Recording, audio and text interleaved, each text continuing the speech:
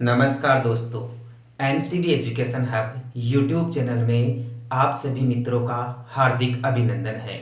दोस्तों, आज का अपना पढ़ने का प्रमुख विषय है वैदिक सभ्यता। पिछली वीडियो क्लासों में हमने हाल ही में सिंधु घाटी सभ्यता के बारे में अध्ययन किया है। जो रीट मेंस की एग्जाम होने वाली है उसमें सिंधु घाटी सभ्यता और वैदिक सभ्यता दोनों महत्वपूर्ण बिंदु है। तो आइए दोस्तों अपना टॉपिक प्रारंभ करते हैं। सबसे पहले तो देखते हैं दोस्तों वैदिक सभ्यता है क्या। देखिए दोस्तों, वेदों की जो सभ्यता थी या वेदों पर आधारित जो सभ्यता बनी उसे ही वैदिक सभ्यता के नाम से जाना जाता है। देखिए, वैदिक सभ्यता की भाषा क्या थी। दोस्तों, आप देख रहे होंगे मैंने बोर्ड पर आपके लिए एग्जाम के लायक जितने भी महत्वपूर्ण कंटेंट है वो सारे पहले ही लिख दिए हैं। अब दोस्तों, मैं इन सभी महत्वपूर्ण कंटेंट का आपके सामने आंसर प्रस्तुत करूंगा। ये मैंने इसलिए लिखे हैं ताकि मैं जब बिना लिखे पढ़ाऊं आपको तो लिखने में एक तो समय ज्यादा लगेगा और बाद में इनका आंसर देने में समय ज्यादा लगेगा। यदि महत्वपूर्ण कंटेंट पहले ही ऑलरेडी लिखे हुए होंगे तो हम केवल इसका आंसर ही पढ़ेंगे, इसलिए हमारे समय की बचत हो जाएगी। ठीक है दोस्तों, आइए वैदिक सभ्यता की प्रमुख भाषा क्या है। वैदिक सभ्यता की प्रमुख भाषा संस्कृत थी भाई। क्वेश्चन आपसे पूछा जाएगा कि वैदिक संस्कृति कौन सी भाषा में लिखी गई। वैदिक संस्कृति में मुख्य रूप से संस्कृत भाषा का प्रयोग किया गया। वैदिक संस्कृति के बारे में जानने के लिए प्रमुख ग्रंथ क्या है। प्रमुख ग्रंथ है दोस्तों वेद। वैदिक संस्कृति का अध्ययन करने के लिए हमें मुख्य रूप से कौन से ग्रंथ या कौन सी पुस्तकें पढ़नी होगी। दोस्तों, वेदों से संबंधित पुस्तकें या वेदों पर जो ग्रंथ लिखे गए हैं उनका अध्ययन करना होगा। वेद क्या है दोस्तों? वेद यदि संख्या के आधार पर देखे जाए तो मुख्य रूप से 4 वेद है दोस्तों। एक तो ऋग्वेद, एक यजुर्वेद, एक सामवेद और एक अथर्ववेद। ये 4 प्रकार के वेद हैं और इन चारों प्रकार के वेदों पर आधारित यह अपनी सभ्यता है वैदिक सभ्यता। यहां दोस्तों पहले वेदों के प्रकारों का वर्णन नहीं दिया गया है। हम पहले वैदिक सभ्यता की प्रारंभिक जानकारी पढ़ेंगे कि इसके इंट्रोडक्शन से संबंधित एग्जाम में कौन कौन से क्वेश्चन पूछे जा सकते हैं। सामान्य जानकारी पढ़ने के बाद हम ऋग्वेद, यजुर्वेद, सामवेद और अथर्ववेद का विश्लेषण अध्ययन करेंगे। वैदिक सभ्यता वेद ग्रंथों से समझ में आती है। वेद शब्द विद धातु से बना है भाई। पूछा जा सकता है वेद शब्द कौन सी धातु से बना है भाई? विद धातु से बना है। संस्कृत की विद धातु से बना है। तो पूछा जा सकता है इस विद शब्द का अर्थ क्या होता है। विद शब्द का अर्थ होता है दोस्तों जानना या जानने की इच्छा, ज्ञान प्राप्त करने की इच्छा ही विद है। आ रही है बात समझ में? वैदिक सभ्यता की जानकारी हमें वेदों से मिलती है। वैदिक सभ्यता की प्रमुख भाषा संस्कृत थी। वेद शब्द विद शब्द से बना है जिसका शाब्दिक अर्थ है जानना। अब यदि आपसे पूछ लिया जाए कि वैदिक सभ्यता के निर्माता कौन थे भाई? वैदिक सभ्यता के निर्माता आर्यों को माना जाता है या आर्यों की जो सभ्यता है उसे वैदिक सभ्यता माना जाता है। क्यों? क्योंकि वैदिक सभ्यता दोस्तों वेदों पर आधारित सभ्यता है और वेदों में जो प्राचीन वेद है ना, ऋग्वेद दोस्तों भारत का ही सबसे प्राचीन वेद नहीं है, ये दुनिया का सबसे प्राचीनतम रचना मानी जाती है। क्वेश्चन पूछ लिया जाए कि विश्व की सबसे प्राचीनतम रचना कौन सी है? ऋग्वेद है। और उस ऋग्वेद की रचना दोस्तों आर्यों के द्वारा की गई भाई। किसके द्वारा की गई? आर्यों के द्वारा। अतः वैदिक सभ्यता आर्यों की सभ्यता थी या आर्यों के द्वारा बसाई गई सभ्यता को अपन वैदिक सभ्यता कहेंगे। अब आर्य का अर्थ देखिए दोस्तों, आर्य एक भाषा सूचक शब्द है। आर्य क्या है? एक भाषा सूचक शब्द है। यह आप ध्यान रखना। पूछा जा सकता है आर्य क्या है? आर्य एक भाषा सूचक शब्द है जिसका शाब्दिक अर्थ होता है श्रेष्ठ। आर्य का शाब्दिक अर्थ क्या होता है दोस्तों? श्रेष्ठ। ध्यान रखना, विद शब्द का शाब्दिक अर्थ होता है जानना, विद का अर्थ होता है वेद। ठीक है दोस्तों। और ये जो आर्य शब्द है, आर्य एक भाषा सूचक शब्द है जिसका अर्थ होता है श्रेष्ठ, यानी जो सबसे श्रेष्ठ है उसके द्वारा वेदों की रचना की गई या वैदिक सभ्यता की नींव डाली गई। अब अगला क्वेश्चन देखने को मिलता है दोस्तों, वैदिक सभ्यता का मूल स्थान क्या था? एक जनरल क्वेश्चन यहां यह भी पूछा जा सकता है कि वैदिक सभ्यता का कालक्रम बताइए।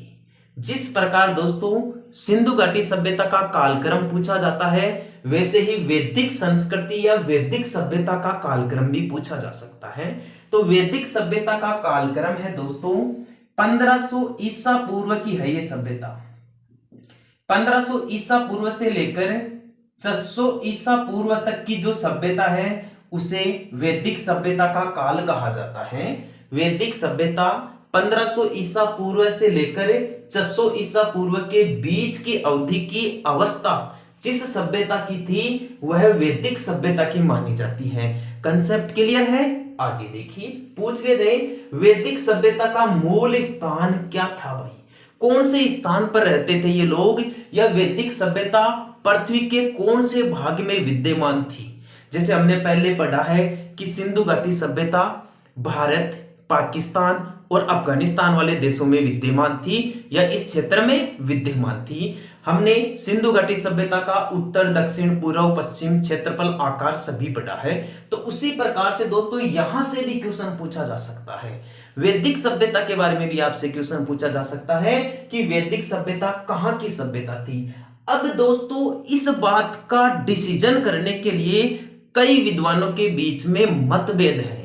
उनमें से एक मत सबसे ज्यादा प्रचलित है और वो ही ज्यादा मान्य है। देखिए दोस्तों किसने क्या बताया है वैदिक सभ्यता या आर्यों का मूल स्थान। आर्यों का मूल स्थान दोस्तों मध्य एशिया बताया गया भाई, और मध्य एशिया बताया गया मैक्स मूलर के द्वारा। किसके द्वारा बताया गया भाई? मैक्स मूलर के द्वारा। पूछ लिया जाए कि मैक्स मूलर के अनुसार आर्यों का मूल स्थान क्या था? मध्य एशिया बताया गया भाई। अब मध्य एशिया कौन से क्षेत्र को कहेंगे हम? वर्तमान समय में यूरोप महाद्वीप में एक पर्वत है दोस्तों, उसका नाम है आल्पस पर्वतमाला या आल्पस पर्वत। आल्पस पर्वत का विस्तार स्विट्जरलैंड, इटली आदि देशों में है, जिनमें से स्विट्जरलैंड में आल्पस पर्वत का सबसे ज्यादा विस्तार है। तो मैक्स मूलर का यह मानना है कि आल्पस पर्वत के पूर्व का जो भाग है, यानी यूरेशिया का जो भाग है, यूरोप और एशिया का सम्मिलित जो भाग है, जिसे हम मध्य एशिया भी कह सकते हैं, या इसमें ज्यादातर जो भाग आता है वो मध्य एशिया का आता है। तो आल्पस पर्वत के पूर्वी भाग में आर्य रहते थे या वैदिक सभ्यता के लोग निवास करते थे, और इसी स्थान को मैक्स मूलर ने मध्य एशिया नाम दिया है। और ये जो मध्य एशिया वाला है ना दोस्तों, ये सर्वाधिक मान्य है भाई। सर्वाधिक लोगों के द्वारा वैदिक सभ्यता के लोगों या वैदिक सभ्यता की रचना करने वाले आर्यों का मूल स्थान मध्य एशिया माना गया है। तो इसका आप जरूर ध्यान रखना। पूछ लिया जाए कि आर्यों का मूल स्थान क्या था, तो आपको मध्य एशिया बताना है। सबसे पहले इसी आंसर को चुनना है। यह क्वेश्चन आपसे किसी अलग अलग मत के द्वारा पूछा जाए कि मैक्स मूलर के अनुसार आर्यों का मूल स्थान क्या है, तो मध्य एशिया बताना है। आर्यों का मूल स्थान तिब्बत किसने बताया है भाई? तिब्बत बताया दोस्तों दयानंद सरस्वती के द्वारा। दयानंद सरस्वती ये भारत के फिलोसोफर थे, दार्शनिक थे, समाज सुधारक थे। तो भारत के दयानंद सरस्वती ने कहा कि आर्यों का मूल स्थान तिब्बत था। तो अलग से यदि दयानंद सरस्वती के बारे में क्वेश्चन पूछे कि दयानंद सरस्वती ने वैदिक सभ्यता या आर्यों का मूल स्थान कहां बताया है, तो तिब्बत बताया है। यदि आपसे पूछ लिया जाए कि आर्यों का मूल स्थान उत्तरी ध्रुव किसने बताया है, उत्तरी ध्रुव बताया दोस्तों तिलक ने। किसने बताया भाई? तिलक ने। बाल गंगाधर तिलक ने आर्यों का मूल स्थान उत्तरी ध्रुव माना है, या आप उत्तरी ध्रुव की जगह आर्कटिक महासागर भी बता सकते हो या आर्कटिक क्षेत्र भी बता सकते हो। आर्य आर्कटिक क्षेत्र या उत्तरी ध्रुव के आसपास रहा करते थे और यहां इन्होंने वैदिक सभ्यता की नींव डाली थी। ऐसा किसका मानना है भाई? बाल गंगाधर तिलक का मानना है। यदि आपसे पूछ लिया जाए कि आर्यों का मूल स्थान सप्त सिंधु क्षेत्र था भाई, सप्त सिंधु क्षेत्र था, तो सप्त सिंधु क्षेत्र किसने बताया है भाई? यह बताया है अविनाश चंद्र ने। बहुत ही महत्वपूर्ण क्वेश्चन है दोस्तों। अविनाश चंद्र ने आर्यों का मूल स्थान सप्त सिंधु क्षेत्र बताया है, यानी सिंधु नदी और इसकी सहायक नदियों के आसपास का जो क्षेत्र है उसे अविनाश चंद्र ने आर्यों या सिंधु सभ्यता का मूल स्थान बताया है। यह प्रारंभिक जानकारी आप दोबारा देखिए। वैदिक सभ्यता की प्रमुख भाषा संस्कृत थी। वैदिक सभ्यता की जानकारी का प्रमुख ग्रंथ वेद है। वेद शब्द विद धातु से बना है, जिसमें विद का अर्थ होता है जानना। वैदिक सभ्यता का निर्माता आर्यों को माना जाता है। आर्य एक भाषा सूचक शब्द है जिसका अर्थ होता है श्रेष्ठ, अतः आर्य का शाब्दिक अर्थ है श्रेष्ठ। पूछ ले जाए वैदिक सभ्यता कौन से समय की सभ्यता है? वैदिक सभ्यता 1500 ईसा पूर्व से लेकर 600 ईसा पूर्व के बीच की सभ्यता मानी जाती है, या बीच के समय की सभ्यता मानी जाती है। वैदिक सभ्यता का मूल स्थान क्या माना जाता है? मूल स्थान के मामले में दोस्तों अलग अलग विचारकों ने अलग अलग स्थान बताए हैं। ये चार मुख्य विचारक है दोस्तों जिन्होंने चार महत्वपूर्ण स्थान बताए हैं, और भी दोस्तों कई विचारकों ने इसके स्थानों के बारे में विश्लेषण दिया है, नॉलेज दिया है, लेकिन परीक्षा की दृष्टि से मैंने दोस्तों ये चार छांट लिए हैं। मैंने पेपरों का एनालिसिस किया है, ज्यादातर जो क्वेश्चंस पूछे गए हैं वो इन चार के बारे में ही पूछा गया है। तो पूछ लिया जाए वैदिक सभ्यता या आर्यों का मूल स्थान क्या था? मूल स्थान मध्य एशिया था, और मध्य एशिया बताया मैक्स मूलर ने, ठीक है, और ये सर्वमान्य मत यही है, सबसे ज्यादा लोगों ने मध्य एशिया ही माना है, इसलिए ये सही आंसर हो सकता है। अब पर्टिकुलर दोस्तों व्यक्तियों के बारे में आपसे क्वेश्चन पूछिए कि मैक्स मूलर ने वैदिक सभ्यता का मूल स्थान क्या बताया? मध्य एशिया। दयानंद सरस्वती ने आर्यों का मूल स्थान क्या बताया भाई? तिब्बती स्थान बताया, यानी चीन। वर्तमान में चीन है, तिब्बत पहले एक स्वतंत्र क्षेत्र हुआ करता था, यानी भारत और चीन के बीच में। दयानंद सरस्वती के अनुसार तो तिब्बत, और बाल गंगाधर तिलक के अनुसार आर्यों का मूल स्थान क्या था भाई? उत्तरी ध्रुव या आर्कटिक क्षेत्र। और अविनाश चंद्र ने आर्यों का मूल स्थान क्या बताया है? सप्त सिंधु क्षेत्र बताया है। यहां तक कंसेप्ट क्लियर है? ठीक है, आगे देखिए दोस्तों। वैदिक सभ्यता का प्राचीनतम साक्ष्य या प्रमाण कि वैदिक सभ्यता अस्तित्व में थी, इसका क्या प्रमाण मिला है? यह प्रमाण मिला है दोस्तों अपने को एक बोगज अभिलेख। कौन सा अभिलेख मिला है दोस्तों? बोगज अभिलेख। और बोगज अभिलेख के बारे में आपसे दो क्वेश्चन पूछे जा सकते हैं भाई। पहला क्वेश्चन, यह अभिलेख आज से 1400 ईसा पूर्व का माना जाता है। जो बोगज अभिलेख है वह आज से 1400 ईसा पूर्व पुराना माना जाता है। 1400 ईसा पूर्व का मतलब 1500 ईसा पूर्व से लेकर 600 ईसा पूर्व के बीच की अवधि के अंदर यह वर्ष आता है। तो यह अभिलेख सत्य है, ये इस सभ्यता का प्रमाण प्रस्तुत करता है, साक्ष्य प्रस्तुत करता है कि वैदिक सभ्यता वास्तव में एक सभ्यता थी, जिसकी सारी जानकारी इस बोगज अभिलेख में लिखी गई है। ये जो बोगज अभिलेख कहां से प्राप्त हुआ है, ये क्वेश्चन बड़ा गजब का है दोस्तों। पूछा जा सकता है कि बोगज अभिलेख कहां से मिला है? बोगज अभिलेख एशिया माइनर से मिला है, जो 1400 ईसा पूर्व का माना जाता है। बोगज अभिलेख वैदिक सभ्यता का प्राचीनतम प्रमाण या प्राचीनतम साक्ष्य माना जाता है। ठीक है दोस्तों, यहां तक कंसेप्ट क्लियर है? ओके, आगे देखिए।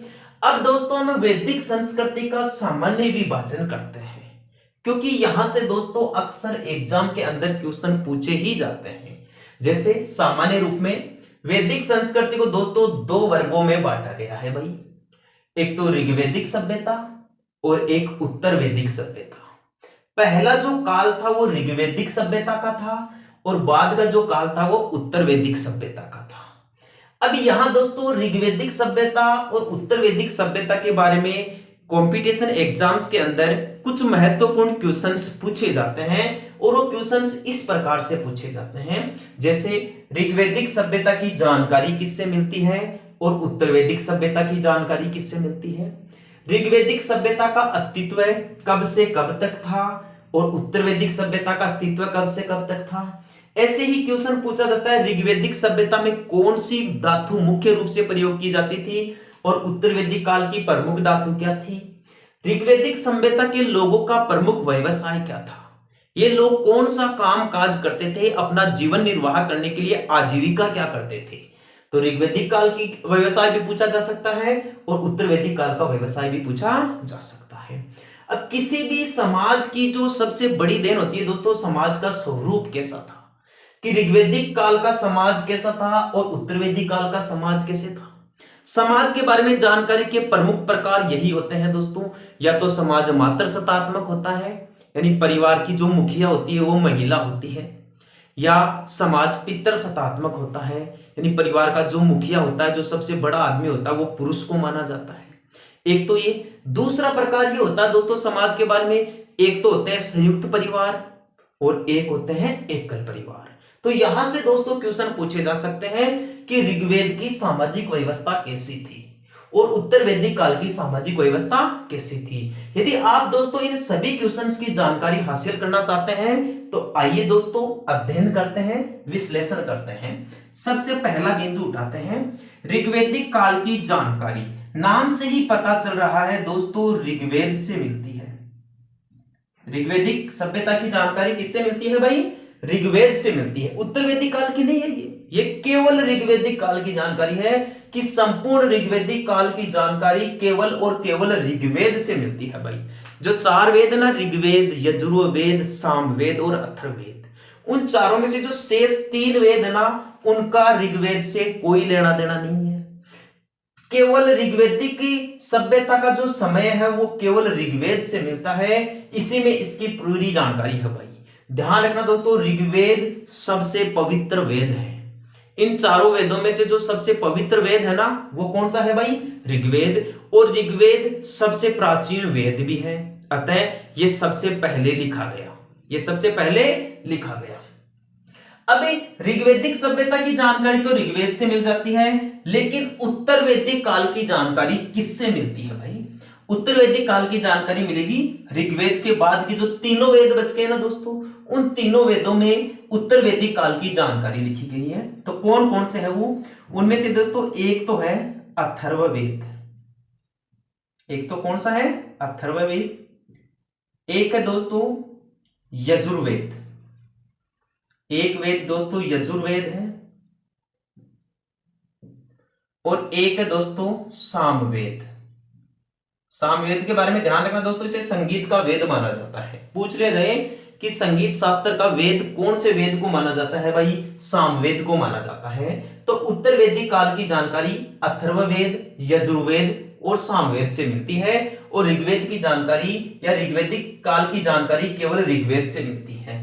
अब दोस्तों पूछ लिया जाए कि वैदिक संस्कृति में ऋग्वैदिक काल कब से कब तक रहा और उत्तर वैदिक काल कब से कब तक रहा। तो ऋग्वैदिक काल रहा था दोस्तों, दोनों का संयुक्त काल है वैदिक संस्कृति का या वैदिक सभ्यता का। वह तो रहा है 1500 ईसा पूर्व से 600 ईसा पूर्व तक का समय। लेकिन यहां दोस्तों ऋग्वैदिक सभ्यता का अपन विभाजन करके पढ़ेंगे। जैसे ऋग्वैदिक सभ्यता 1500 ईसा पूर्व से लेकर 1000 ईसा पूर्व तक का समय था भाई। 1000 ईसा पूर्व तक का जो समय था वह ऋग्वैदिक काल का था, केवल ऋग्वैदिक काल का। अब जो शेष बच गया, यानी कि 1000 ईसा पूर्व से लेकर 600 ईसा पूर्व तक का समय, 1000 ईसा पूर्व से लेकर 600 ईसा पूर्व तक का जो समय बच गया है शेष, वह उत्तर वैदिक काल का है। समझ में आ रहा है। यहां देखिए वैदिक सभ्यता का काल 1500 ईसा पूर्व से 600 ईसा पूर्व तक का है। अब वैदिक सभ्यता को दो कालों में बांटा गया भाई, एक तो ऋग्वैदिक काल में और एक उत्तर वैदिक काल में। ऋग्वैदिक काल में केवल ऋग्वेद के बारे में पढ़ेंगे और उत्तर वैदिक काल में अथर्ववेद, यजुर्वेद और सामवेद के बारे में पढ़ेंगे। यानी इनसे इन दोनों की अलग अलग जानकारी मिलती है।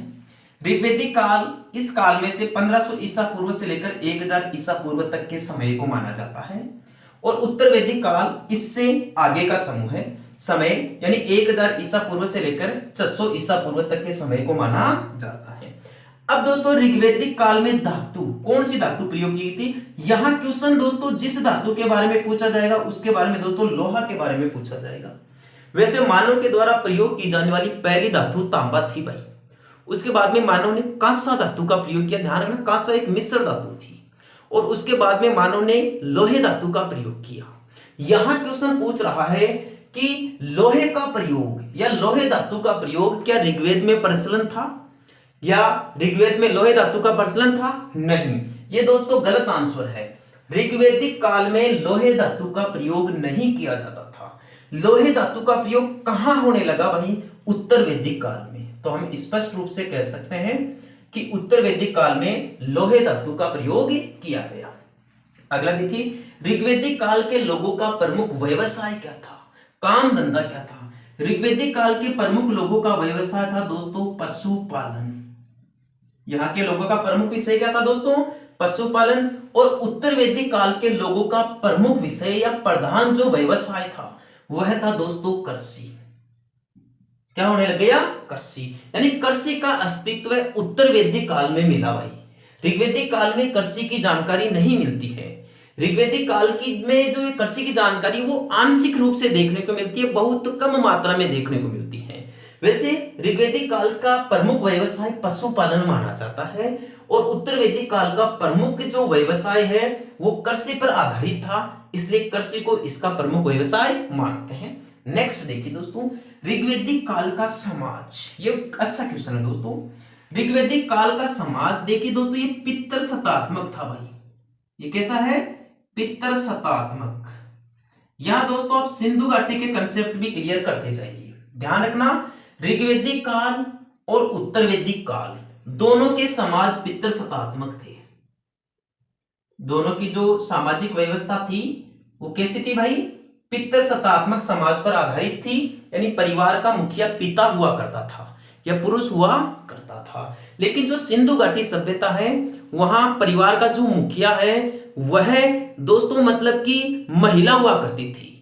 इसलिए सिंधु घाटी सभ्यता या हड़प्पा सभ्यता के समाज को मात्र सत्तात्मक बताया गया है। क्या बताया गया भाई? मात्र सत्तात्मक। और एक सबसे बड़ी बात, जो सिंधु घाटी सभ्यता थी वह एक नगरीय सभ्यता थी, जबकि ये जो ऋग्वैदिक सभ्यता है इसे दोस्तों एक ग्रामीण सभ्यता माना गया है भाई। किसी सभ्यता मानी गई है? इसे ग्रामीण सभ्यता मानी गई है।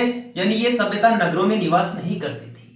वैदिक सभ्यता के लोग गांवों में रहते थे दोस्तों। कहां रहते थे? गांव में। अब यहां आप एक बात सोच रहे होंगे कि गुरुजी ने ऋग्वैदिक काल का समाज भी पितृ सत्तात्मक बता दिया, उत्तर वैदिक काल का समाज भी पितृ सत्तात्मक बता दिया, तो इन दोनों में अंतर क्या हुआ भाई? दोनों में है ना अंतर, छोटा सा अंतर है। वो अंतर यह है कि ऋग्वैदिक काल का समाज पितृ सत्तात्मक तो था, लेकिन यहां संयुक्त परिवार प्रथा का प्रचलन था भाई। कैसे परिवार की प्रथा का प्रचलन था? संयुक्त परिवार। यानी लोग एक जगह रहते थे, ज्यादा लोग संख्या में एक जगह रहते थे, संयुक्त रूप में रहा करते थे, बिछुड़ते नहीं थे। लेकिन उत्तर वैदिक काल में दोस्तों लोग अलग हो जाते थे। यानी यहां एकल परिवार प्रथा का प्रचलन था। ऋग्वैदिक काल और उत्तर वैदिक काल के समाज का सबसे बड़ा अंतर यही है। ऋग्वैदिक काल का समाज संयुक्त परिवार प्रथा पर आधारित था, जबकि उत्तर वैदिक काल का समाज एकल परिवार प्रथा पर आधारित था। वैदिक संस्कृति के ऋग्वैदिक और उत्तर वैदिक काल दोनों का समाज पितृ सत्तात्मक था, जबकि सिंधु घाटी या हड़प्पा सभ्यता का समाज मात्र सत्तात्मक था। वो एक नगरीय सभ्यता थी, वैदिक सभ्यता एक ग्रामीण सभ्यता है। दोबारा देख लीजिए महत्वपूर्ण कंटेंट। वैदिक संस्कृति को दो भागों में बांटा गया, ऋग्वैदिक काल और उत्तर वैदिक काल। ऋग्वैदिक काल की जानकारी दो भागों में मिलती है। ऋग्वैदिक काल की जानकारी हमें ऋग्वेद से मिलती है।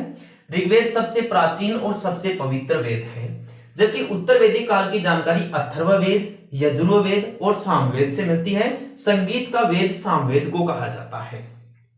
ऋग्वैदिक सभ्यता या ऋग्वैदिक काल 1500 ईसा पूर्व से 1000 ईसा पूर्व तक माना जाता है, जबकि उत्तर वैदिक काल 1000 ईसा पूर्व से लेकर 600 ईसा पूर्व तक माना जाता है। ऋग्वैदिक काल में लोहे धातु का प्रयोग नहीं किया जाता था, जबकि उत्तर वैदिक काल में लोहे धातु का प्रयोग होने लगा। ऋग्वैदिक सभ्यता के लोगों का प्रमुख व्यवसाय पशुपालन था, जबकि उत्तर वैदिक काल के लोगों का प्रधान व्यवसाय कृषि होने लगा। ऋग्वैदिक काल का समाज और उत्तर वैदिक काल का समाज दोनों पितृसत्तात्मक समाज है, लेकिन ऋग्वैदिक काल में पितृसत्तात्मक संयुक्त परिवार प्रथा का प्रचलन था, जबकि उत्तर वैदिक काल में पितृसत्तात्मक एकल परिवार प्रथा का प्रचलन था। ऋग्वैदिक सभ्यता एक ग्रामीण सभ्यता थी। दोस्तों यहां तक कंसेप्ट क्लियर है? आगे की जानकारी देखिए दोस्तों, आगे पढ़ रहे हैं हम वैदिक सभ्यता की प्रमुख नदियां कौन कौन सी थी। दोस्तों वैदिक सभ्यता की प्रमुख नदियां सिंधु, रावी, झेलम, गोमती, गंडक, व्यास, चिनाब, सतलज, क्रुमु आदि ऋग्वैदिक नदियां मानी जाती है या वैदिक काल की नदियां मानी जाती है। अब यहां दोस्तों ये तो सही बात है, ये तो जनरल क्वेश्चन है, सामान्य क्वेश्चन है, यहां से तो कोई भी बता देगा कि भाई हाँ ये वैदिक नदी है। पूछा जाए यदि कि निम्नलिखित में से कौन सी नदी वैदिक काल की नदी नहीं है, तीन इनमें से आ सकता है सिंधु, रावी, झेलम। एक जैसे गोदावरी आ गया, तो गोदावरी दोस्तों वैदिक काल की नदी नहीं है, हमने छाट ली ये बात। लेकिन दोस्तों कई बार क्वेश्चन इनका अर्थ पूछा जाता है कि ये जो नदियां हैं सिंधु, रावी, झेलम, गोमती, गंडक, व्यास, चेनाब, सतलज, ये तो आज की नदियों के नाम है या इन नदियों का आज ये नाम है? क्या प्राचीन समय में जब वैदिक सभ्यता अस्तित्व में थी या वैदिक संस्कृति चल रही थी उस टाइम पे, क्या तब भी इन नदियों को इसी नाम से जाना जाता था? नहीं दोस्तों, ये नाम पहले नहीं थे। प्राचीन समय में या वैदिक सभ्यता के काल में या संस्कृत भाषा में इन सभ्यताओं को अलग अलग नाम से उल्लेखित किया गया है। प्रारंभ में पहले ही पढ़ लिया हमने कि वैदिक सभ्यता संस्कृत भाषा में लिखी गई है। तो यहां दो तरीके से क्वेश्चन पूछा जा सकता है।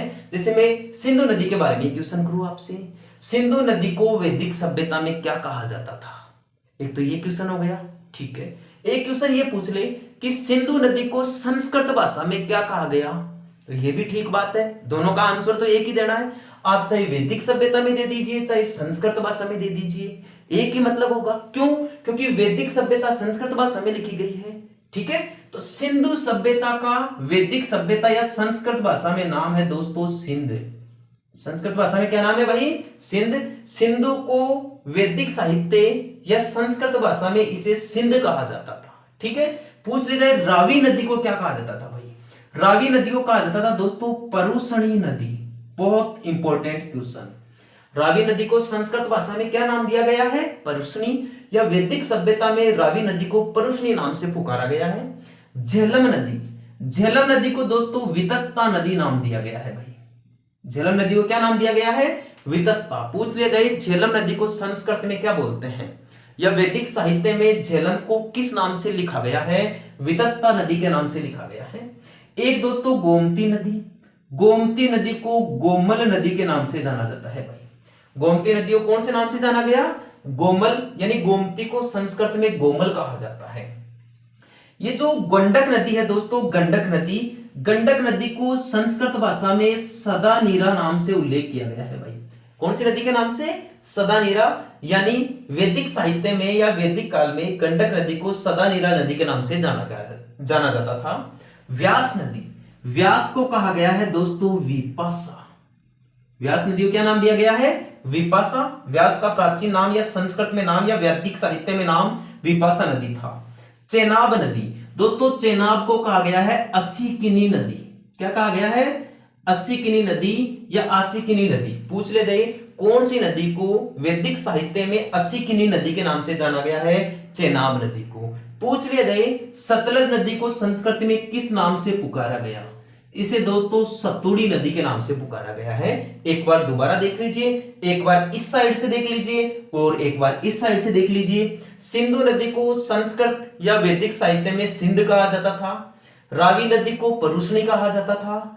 झेलम नदी को वितस्ता, गोमती नदी को गोमल, गंडक नदी को सदानीरा नदी, व्यास नदी को विपाशा नदी, चेनाब नदी को असिकिनी नदी, और सतलज नदी को सतुड़ी नदी। एक बार इस साइड से भी देख लीजिए, सिंध नदी जो संस्कृत भाषा का शब्द है कौन सी नदी का है? सिंधु का। परुष्णी किसे कहा गया है? रावी नदी को। वितस्ता किसे कहा गया है? झेलम नदी को। गोमल किसे कहा गया है? गोमती नदी को। सदानीरा किसे कहा गया है? गंडक को। विपाशा नदी किसे कहते हैं? व्यास नदी को। असिकनी नदी किसे कहते हैं? चिनाब नदी को। और सतुड़ी नदी किसे कहते हैं? सतलज नदी को। अब यहां दोस्तों आपसे एक क्वेश्चन और पूछा जा सकता है कि सिंधु नदी की प्रमुख, सिंधु नदी की तो नहीं है, कि जो वैदिक संस्कृति है या जो वैदिक सभ्यता है इसकी मुख्य नदी कौन सी थी भाई? वैदिक सभ्यता की प्रमुख नदी दोस्तों सिंधु थी।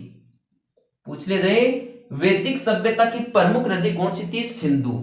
यानी वैदिक सभ्यता में सबसे ज्यादा उल्लेख सिंधु नदी का किया गया है भाई। किसमें किया गया है? सिंधु नदी का किया गया, और ऋग्वेद में सबसे ज्यादा सिंधु नदी का प्रयोग किया गया है। इसलिए वैदिक संस्कृति की प्रधान नदी सिंधु नदी को माना गया है। यहां दोस्तों आप इनमें से कोई सी नदी को मुख्य नदी मत बता देना, कहीं आप ये दिमाग लगा लो कि सिंधु नदी तो दोस्तों सिंधु घाटी सभ्यता की थी। नहीं नहीं, ये गलत हो जाएगा, ध्यान रखना। सिंधु घाटी सभ्यता की प्रधान नदी तो सिंधु थी, क्योंकि वो सिंधु नदी के आसपास या सिंधु नदी की सहायक नदियों के किनारों के आसपास विकसित हुई थी। लेकिन ये जो वैदिक सभ्यता है ना, इसका संबंध भी दोस्तों सिंधु नदी से है। वैदिक सभ्यता के लोग भी सिंधु नदी का मुख्य रूप से उपयोग करते थे। इसलिए वैदिक सभ्यता की प्रधान नदी, मुख्य नदी या सबसे महत्वपूर्ण नदी या सबसे ज्यादा प्रयोग में ली जाने वाली नदी सिंधु नदी हुआ करती थी। आपको आंसर चेंज कहां करना है? यदि आपसे क्वेश्चन इस प्रकार से पूछ ले जाए कि वैदिक संस्कृति की सबसे पवित्र नदी कौन सी थी भाई? वैदिक संस्कृति की सबसे पवित्र नदी कौन सी थी? तब आपको सरस्वती बताना है। तब आपको क्या बताना है दोस्तों?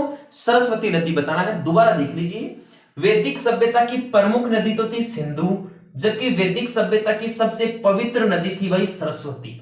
वैदिक सभ्यता का सबसे प्रमुख वेद ऋग्वेद है, और सबसे पवित्र वेद भी कौन सा है? ऋग्वेद है। लेकिन किसी नदी के बारे में क्वेश्चन पूछे कि मुख्य नदी कौन सी है? सिंधु।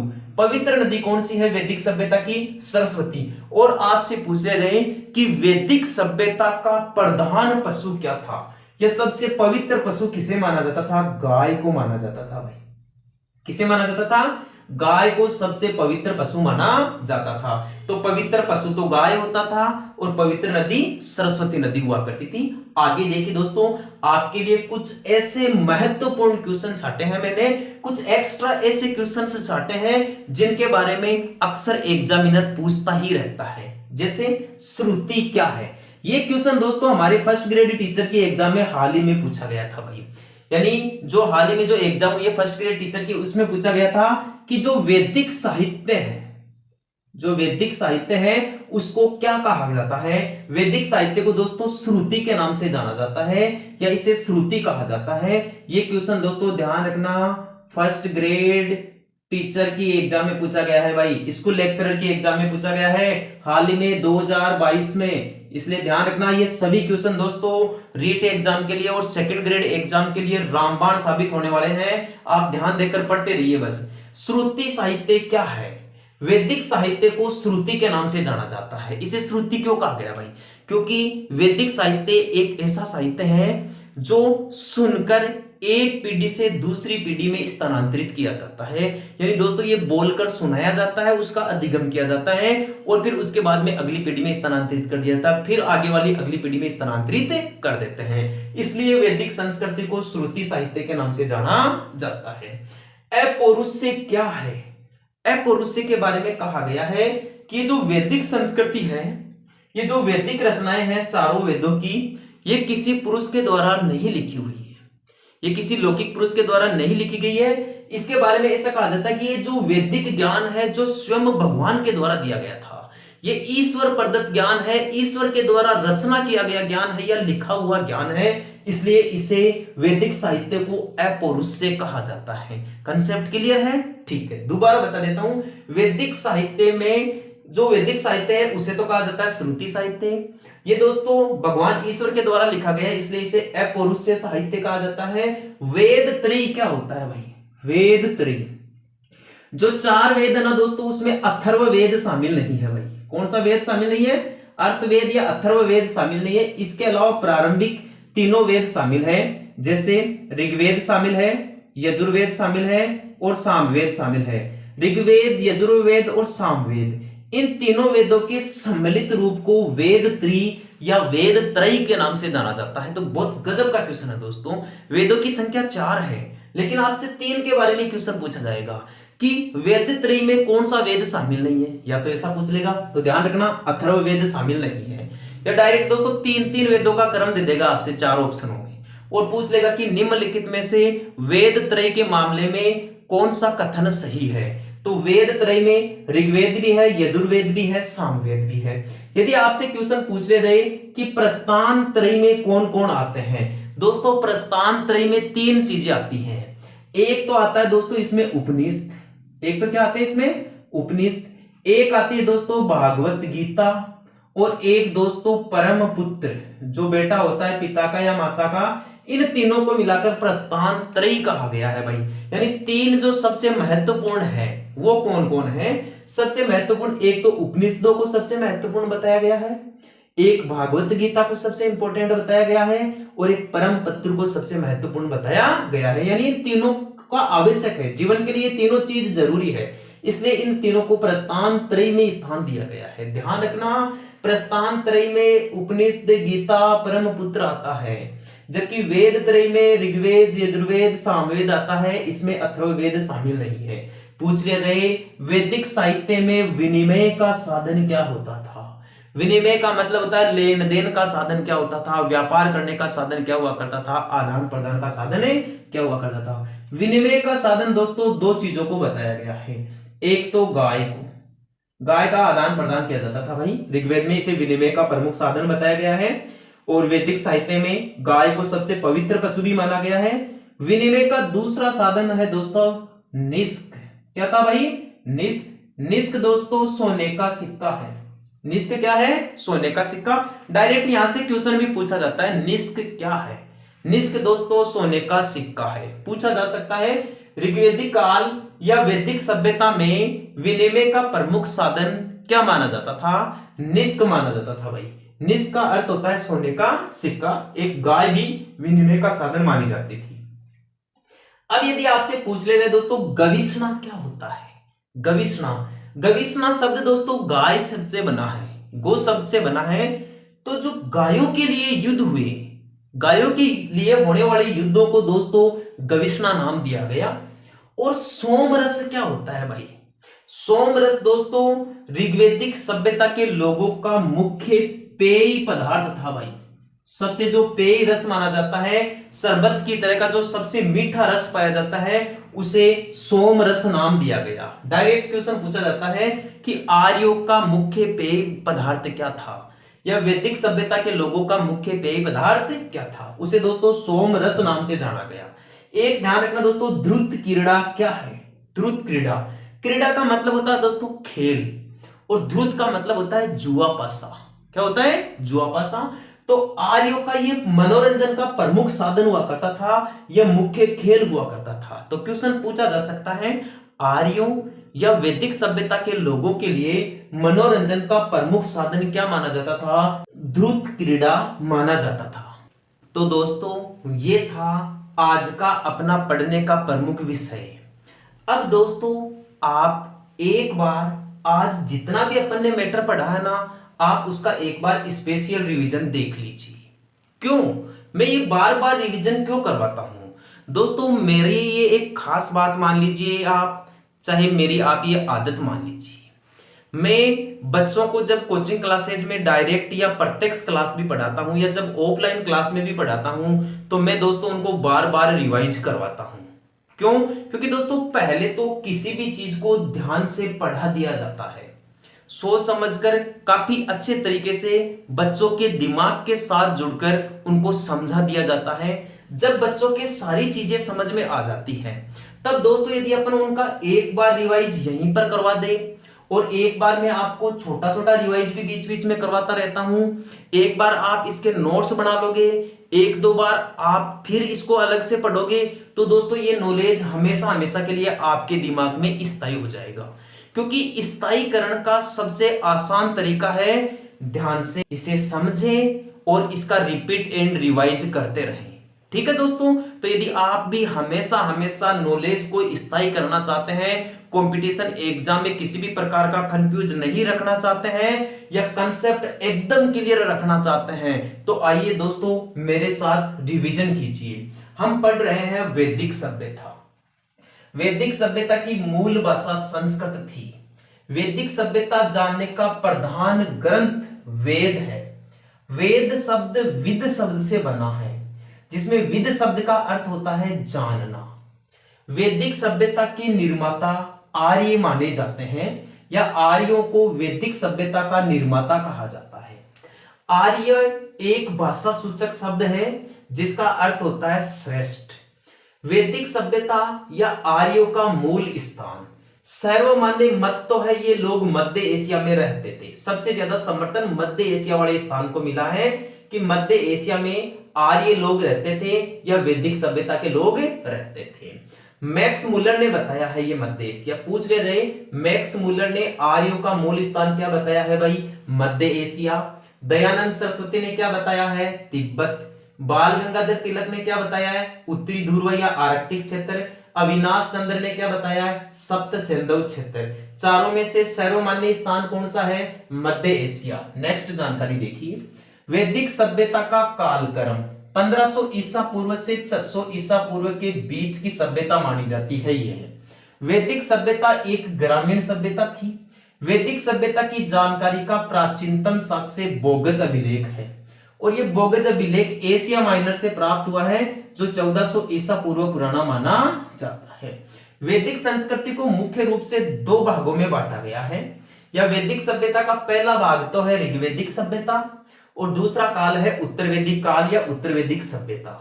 ऋग्वैदिक काल की जानकारी का प्रमुख स्रोत तो है ऋग्वेद और उत्तर वैदिक काल की जानकारी का प्रमुख स्रोत है अथर्ववेद, यजुर्वेद और सामवेद।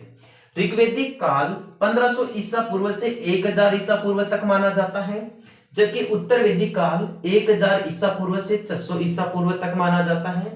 ऋग्वैदिक काल में लोहे धातु का प्रयोग नहीं होता था, जबकि उत्तर वैदिक काल में लोहे धातु का प्रयोग होने लगा। ऋग्वैदिक काल के लोगों का प्रमुख व्यवसाय पशुपालन था, जबकि उत्तर वैदिक काल के लोगों का प्रधान व्यवसाय कृषि होने लगा।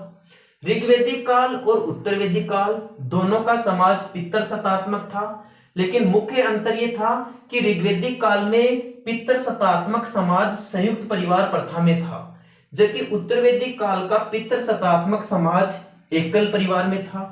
पूछ लिया जाए ऋग्वैदिक काल की महत्वपूर्ण नदियां, तो सबसे पहला क्वेश्चन तो ये बनता है ऋग्वेद की या ये जो सिंधु सभ्यता है या जो आर्य लोगों की जो सभ्यता है इसकी मुख्य नदी तो क्या है, सिंधु नदी, जबकि इसकी पवित्र नदी क्या है, सरस्वती नदी।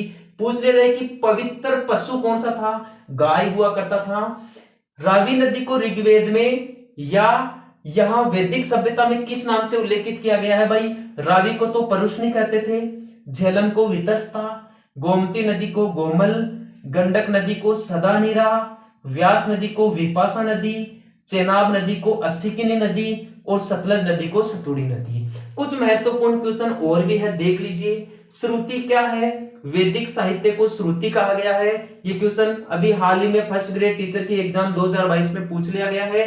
श्रुति इसलिए कहा जाता है क्योंकि वैदिक साहित्य को सुनाकर या बांचकर या पढ़कर एक पीढ़ी से दूसरी पीढ़ी में स्थानांतरित किया जाता है। वैदिक साहित्य अपुरुष के द्वारा लिखा हुआ माना जाता है, यानी वैदिक साहित्य किसी लौकिक पुरुष ने नहीं लिखा, यह खुद ईश्वर के द्वारा लिखा गया या ईश्वर प्रदत्त ज्ञान माना जाता है। वेद त्रयी यानी ये 3 वेदों का समूह है, जिसमें अथर्ववेद शामिल नहीं है, यानी कि बाकी के 3 वेद है, ऋग्वेद, यजुर्वेद और सामवेद है। प्रस्थान त्रय में जिन 3 चीजों को प्रधानता दी गई है वो एक तो उपनिषद है, एक गीता है और एक परम पुत्र होता है।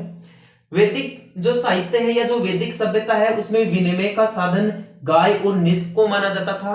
निष्क सोने के सिक्के को कहते हैं।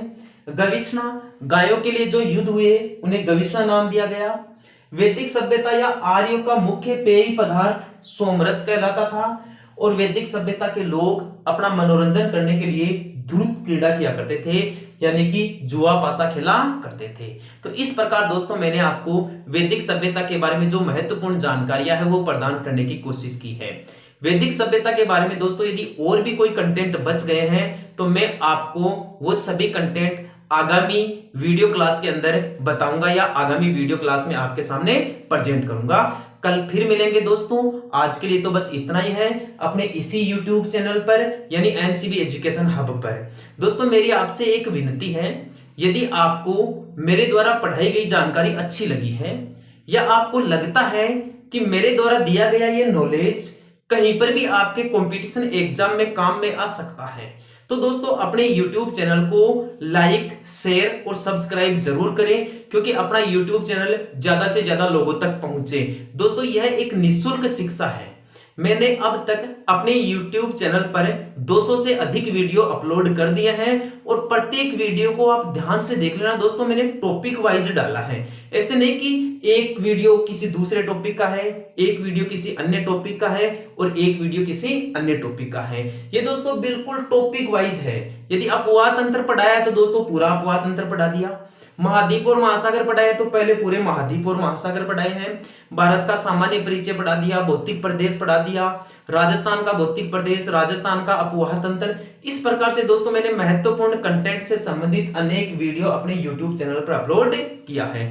मेरा दोस्तों ऐसा करने का प्रमुख उद्देश्य है निःशुल्क शिक्षा प्रदान करना, यानी कि ऐसे बच्चे जो कोचिंग क्लासेज में फीस जमा नहीं करवा पाते हैं या जो किसी शहर में जाकर महंगे खर्चे उठाकर पढ़ाई नहीं कर पाते हैं, तो वो घर बैठकर ही आसानी से निःशुल्क शिक्षा प्राप्त कर सके और अपने भविष्य को संवार सके, अपनी कंपटीशन की तैयारियां कर सके। ठीक है दोस्तों, आज के लिए इतना ही, कल फिर मिलेंगे। धन्यवाद।